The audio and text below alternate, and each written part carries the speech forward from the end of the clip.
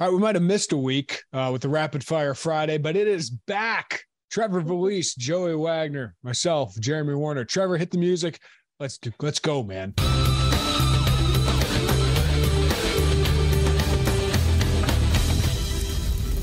A 1 week hiatus just makes us stronger for this Rapid Fire Friday. We'll start out with this one. Name 2 to 3 guaranteed questions Bret Bielema will receive at Big Ten Media Days. Joey, I see it to you because I think you have a whole bingo card made up of these. Well, I'm building a bingo card. I cannot freaking wait. Number 1, this is the easiest one. Hey, Bret, you're back in Madison this year for the first time since leaving Wisconsin. You're going to be able to check that box like 17 times on Wednesday. It'll be at the podium, I'm sure. It'll be at his individual podium, probably twice. That is going to be a recurring question. Number 2, this maybe isn't a question, but it's going to be hey, look, wins.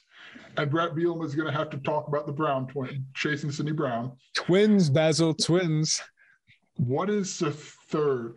I can almost promise you Bret Bielema is going to stand at the podium. So some way to get this answer, I didn't come here to win 5 games. So it'll be, hey, Bret, it was a pretty good first year for you at Illinois. What do you feel like you grew? And then he's going to work in I didn't come here to win 5 games. So those are my 3 topics, which the first one, the question is certainly going to be, what's it like to go back to Madison?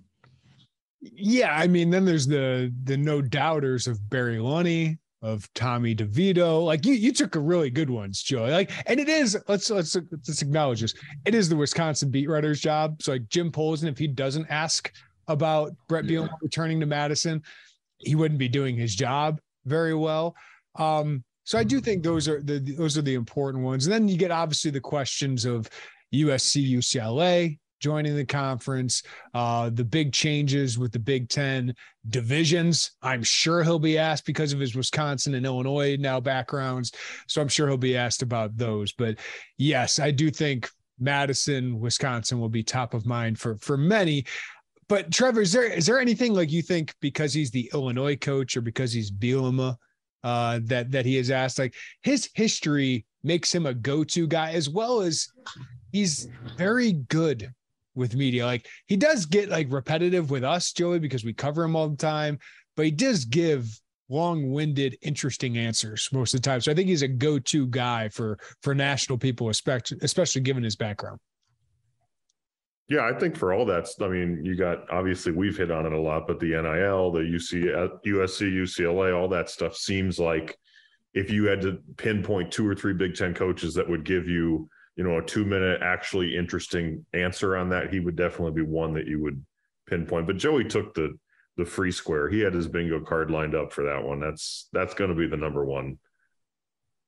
There's one I forgot, and I think you'll see it because The Athletic just did a story on it. Will somebody who covers Wisconsin, and I'm not trying to knock him, I understand why you would do it, ask him how he can stop the Badgers from getting as far into their state recruiting as they have in the 23 class? Will there be some variation of that? Maybe.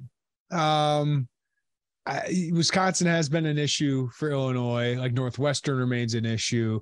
Illinois is starting to win some. But yeah, he might be asked by those guys. And I would. He just stole 2 kids out of Chicago, right? Defensive linemen out of Chicago. So that makes sense.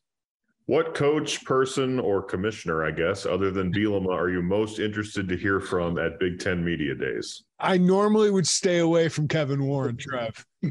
But this one will be interesting.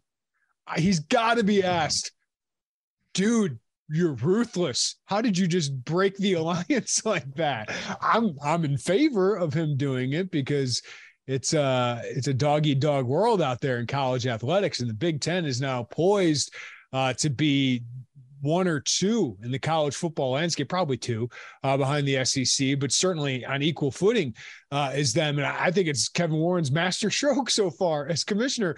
So he's probably going to talk for 40 minutes about stuff a lot of people don't care about, and then he'll make some vague thing about UCLA and USC joining the conference. But the follow-up questions are going to be fascinating. I will be tuned in. I usually just skip Kevin Warren and read whatever he says. I thought last year was a terrible performance for Kevin Warren.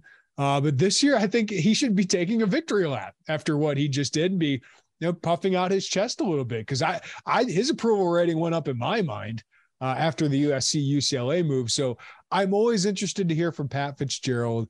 I'm always kind of entertained by PJ Fleck. I'm always entertained somewhat by Jim Harbaugh. I'm wondering if he puffs out his chest, but Kevin Warren is my answer, Joey. First of all, I just learned that you're not going to be there with me on Tuesday listening to Kevin Warren in person. I'll make sure I send you a text when my alarm goes off that morning when I drive over to Indianapolis. But yeah, I think last year was like, we looked at each other last year like, oh my, this is a stinky press conference. They planted a question. They had a kid in the audience planted question. It was awful. Yeah, that wasn't very fun. But you look at Wednesday, which is when Brett Bielema will speak. So if we can zoom in, since apparently you're skipping Tuesday for reasons beyond my comprehension, family or something. I would say Ryan Day, because USC, you would think USC and Ohio State are going to be the two at the top of the Big Ten football chain. I'm curious what he has to say. It might not be. I don't know how interesting it's going to be honest with you. But that's the voice I want to hear on it.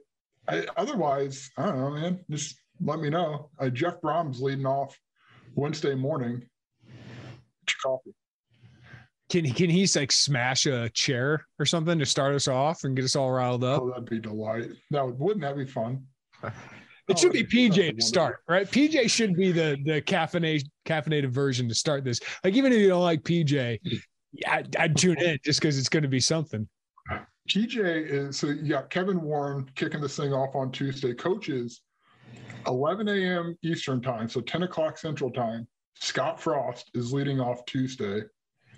He's kind of the answer when it comes to the breakouts, right? I don't know how much he's going to say in the podium. He's going to have to dodge some questions, but I think it could be real. I'm really interested to hear what his tone is, because he's not very friendly with the media, number one, and he's got the hottest seat in college football. Is that going to be outside of expansion? Is that going to be when you see national stories, unless someone says something just wild, is it going to be about Scott Frost? Is that going to be the overwhelming tone beyond the big picture stuff of Tuesday media days? If I'm like Adam Rittenberg, Matt Fortuna, Nicole Arbach, I think outside of the big picture, Big Ten, getting USC, UCLA, that'll be the number one story. I think the follow-up is Scott Frost. Absolutely. Moving on to basketball, how do you guys think the matchup with UCLA will work for Illinois? And is there any individual battles in that game you're most interested in seeing? Tiger Campbell and Sky Clark, all name, all hair.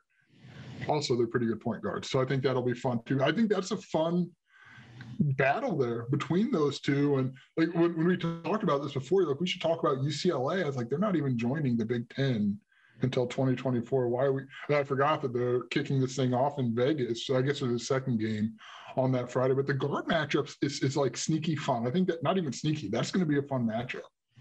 Are we not billing this the revenge game for Mac Etienne? Is that we're not doing that since he's kind of riding the bench?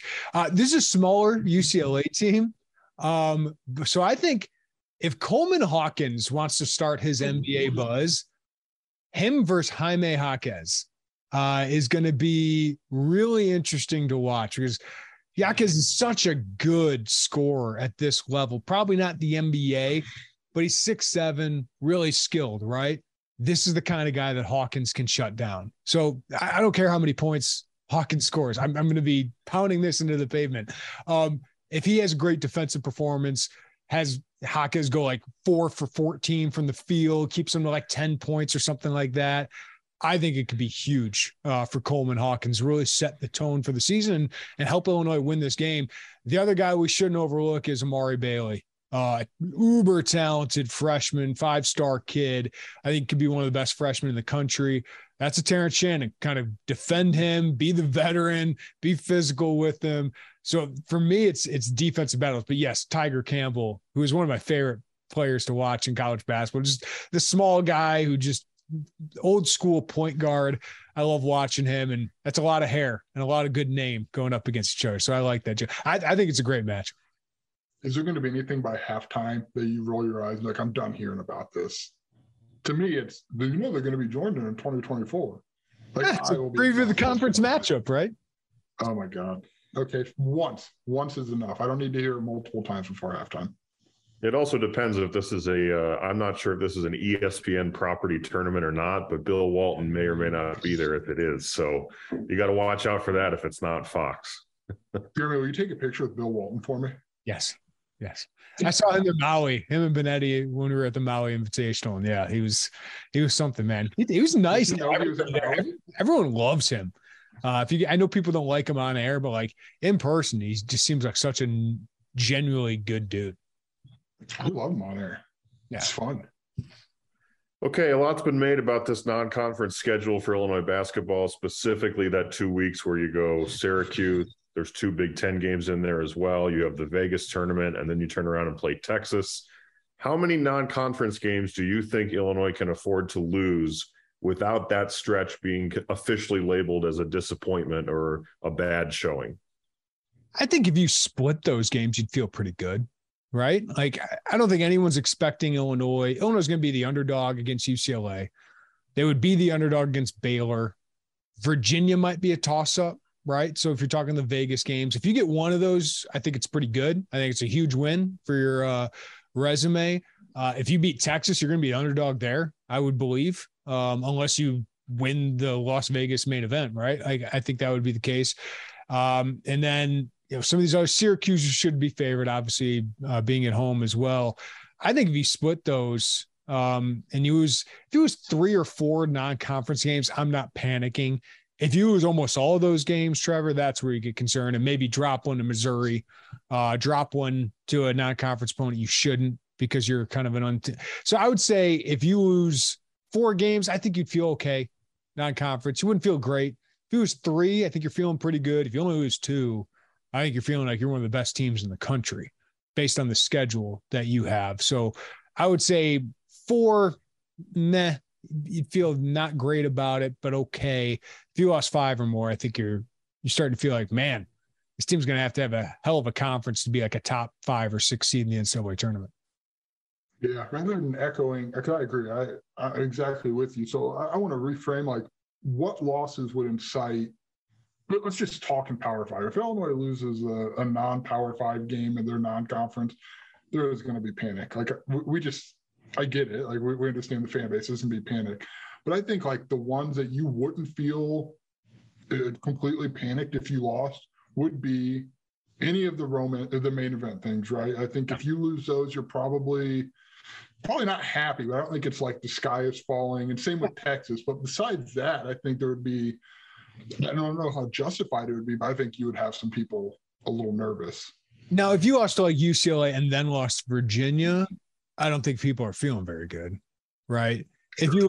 If you beat UCLA and then lost to Baylor, and everyone's like, hey, that's a heck of a weekend, right? If you win both those, like, hey, we're winning the national championship or something like that. You shouldn't lose to Syracuse. You shouldn't lose to Missouri. I don't think those games are easy, and I think there's uneasiness because there's so much unknown about this team, but you're more talented than those teams. Texas, I think, is similar talent level.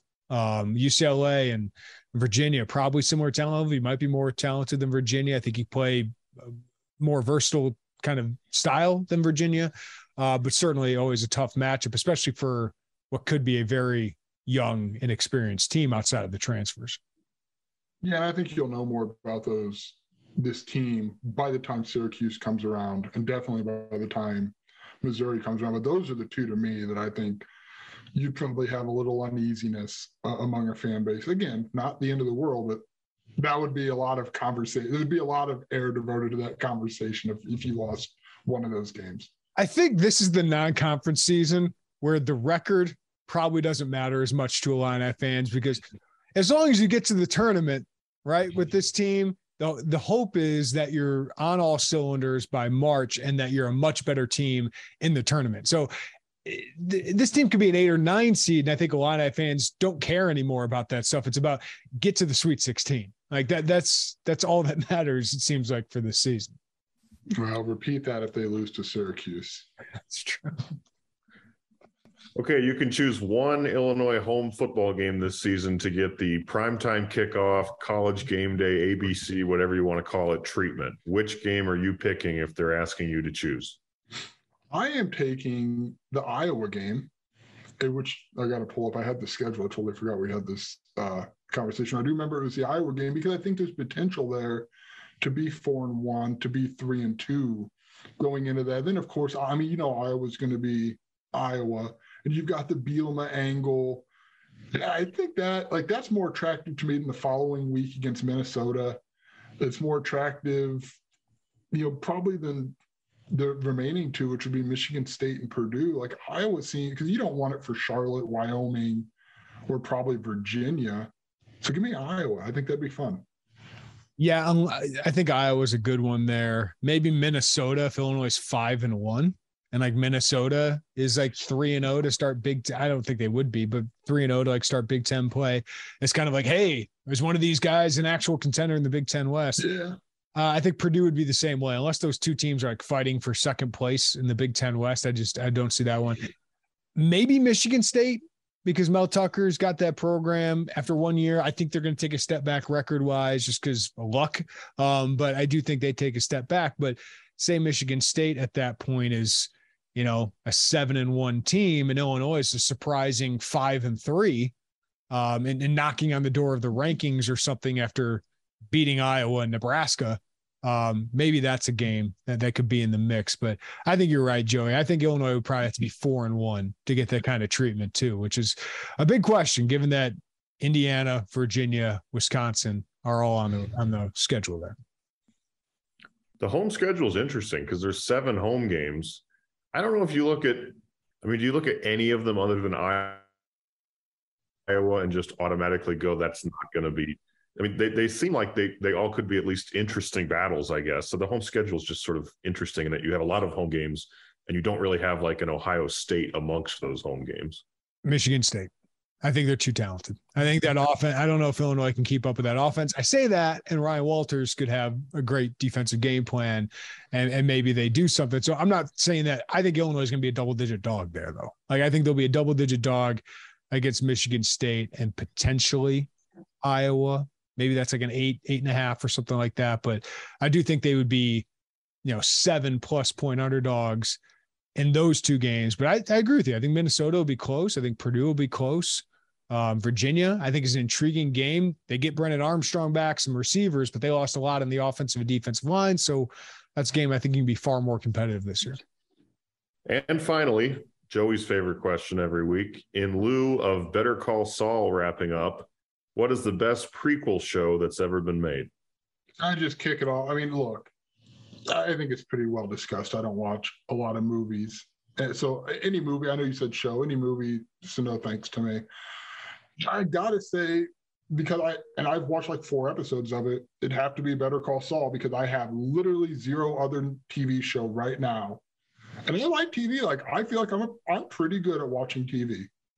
So I would say, like, I have to go with that because I cannot name you one other prequel show right now. I couldn't. How about a movie? Can you go a movie?